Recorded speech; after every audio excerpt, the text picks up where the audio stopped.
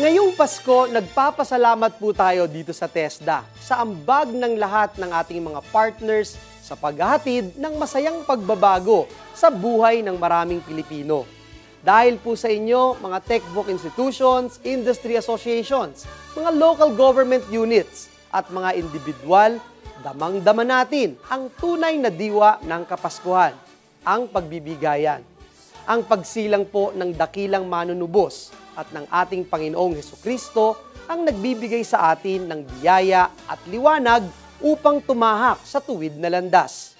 Siya po ang inspirasyon natin sa pag-aangat ng dignidad ng paggawa.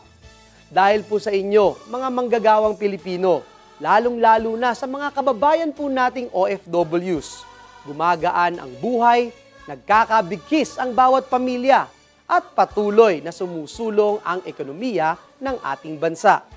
Ito po ang layunin ng pagdiriwang ng araw ng Pasko, ang pagkakaisa. Regalo po ng TESDA sa sambayan ng Pilipino, ang mga dekalidad na TechVoc programs, at buo po ang ating paniniwala sa paggabay ng ating dakilang pastol na si Hesukristo na maghahatid ito ng magandang trabaho o magagandang trabaho at masasayang buhay sa bawat Pilipino. Dahil po sa inyo, mga TechVoc graduates, na nagbabahagi ng kanilang mga kwento ng tagumpay, lalo pong tumitibay ang pag-asang may katuparan ang pangarap ng bawat kabataang Pilipino. Hindi po natin sila bibiguin, sasamahan po natin sila sa pagtupad ng kanilang mga pangarap sapagkat ito po ang puso ng Pasko, ang paghahatid ng pag-asa sa bawat isa. Ngayong Pasko, nawa po'y paigtingin pa natin ang pagbibigayan, pagkakaisa at paghahatid ng pag-asa sa bawat Pilipino.